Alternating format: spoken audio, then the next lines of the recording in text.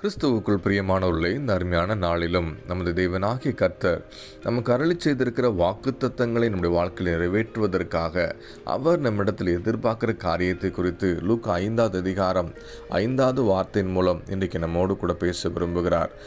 அதற்கு சீமோன், ஐயரே, முழுதும் நாங்கள் பிரயாசப்பட்டும் ஒன்றும் அகப்படவில்லை, ஆகிலும் உம்முடைய வார்த்தையின்படியே வலையை போடுகிறேன் என்றான்.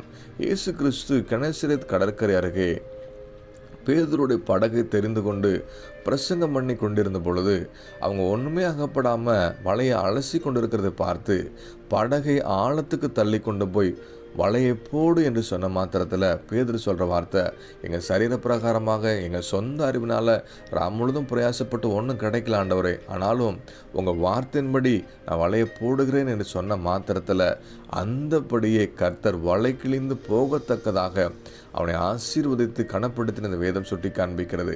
அவன் மாத்திரமல்ல, அவனோடு கூட இருந்தவர்களையும் ஆசீர்வதிக்கும்படியாக தேவன் வார்த்தைக்கு கீழ்ப்படிந்த வாழ்க்கையை மாற்றினதை வேதம் வெளிப்படுத்தி காண்பிக்கிறது. பிரியமானவர்களே, இன்னைக்கு அநேக நேரங்களில் வாக்குத்தத்தங்களும் தேவன் கொடுத்த வார்த்தைகளை நிறைவேறலைன்னு சொல்லி ஆண்டவர் பார்த்து கேள்வி கேட்குறமே தவிர, வார்த்தையின்படி வாழ நம்ம அர்ப்பணித்திருக்கிறோமா, வார்த்தையின்படி செய்ய கவனமாக இருக்கிறோமா என்பதை ஆராய்ந்து பார்ப்போம். ஏன்னா உபாகம் புஸ்தகத்தில் சொல்லப்பட்டபடி தேவ வசனத்துக்கு கீழ்ப்படியும் போது தேவனாகிய கர்த்தர் கொடுத்திருக்கிற ஆசீர்வாதங்களையும் நன்மைகளையும் நம்முடைய வாழ்க்கையில் சுதந்திரத்துக் கொள்ள முடியும் என்பதில் எந்த மாற்றம் இல்லை. ஆனால் அதே சமயத்தில் மோசையை பார்த்து ஆண்டவர் சொன்னார், இந்த கண்மலை பார்த்து பேசுன்னு சொன்னபோது அவன் அடித்தது நிமித்தமாக தேவ வார்த்தைக்கு கீழ்ப்படியாமல் போனதுனால வாக்குத்தத்தங்களை மோசே பார்த்தார், ஆனால் அதே சமயத்தில் அனுபவிக்க முடியல. இன்றைக்கி நம்முடைய வாழ்க்கையிலையும் வாக்குத்தத்தங்களை பார்க்கிறவர்களா இல்லாதபடிக்கு வாக்குத்தத்தங்களின் நிறைவை அனுபவிக்கல மாறுவதற்கு தெய்வ வார்த்தைக்கு கீழ்ப்பிடித்து நம்ம விட்டுக் கொடுப்போம்.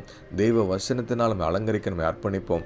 கர்த்தர் சொன்ன ஒவ்வொரு வார்த்தைகளையும் நம்முடைய வாழ்க்கையை நிறைவேற்றி முடித்து நாம் மாத்திரமல்ல, நம்மோடு கூட இருக்கிறவர்களையும் சந்ததி சந்ததியாக வாக்குத்தத்தங்களை நிறைவை அனுபவிக்க தேவன் கிருபை செய்ய உண்மையுள்ளவராக இருக்கிறார். வார்த்தைக்கு கீழ்ப்படிந்து வார்த்தையின்படி வாழ நம்ம அர்ப்பணித்து ஜெபிப்போமா? நல்ல தகப்பனே, எங்கள் வாழ்க்கையில் நீங்கள் கொடுத்திருக்கிற வாக்குத்தத்தங்கள் நிறைவேறுவதற்கு நீர் கொடுத்திருக்கிற ஒவ்வொரு கற்பனைகளையும் ஒவ்வொரு கட்டளைகளையும் நியாயப்பிரமாணங்களை கை கொண்டு அதன்படி செய்ய கவனமாக இருக்க அதன்படி வாழங்களை அர்ப்பணிக்க கற்று உதவி செய்யுங்க. வாழ்நாள் முழுதும் வார்த்தைக்கு கீழ்ப்படிந்து வார்த்தையின்படி செய்து வாக்குத்தத்தங்கள் நிறைவு சுதந்திரத்துக் கொள்ள கற்று கிருபை பாராட்டுவீராக. இந்த வார்த்தைக்கு அர்ப்பணித்து ஒவ்வொருத்தரையும் கற்று கனப்படுத்துங்க, ஆசீர்வதிங்க.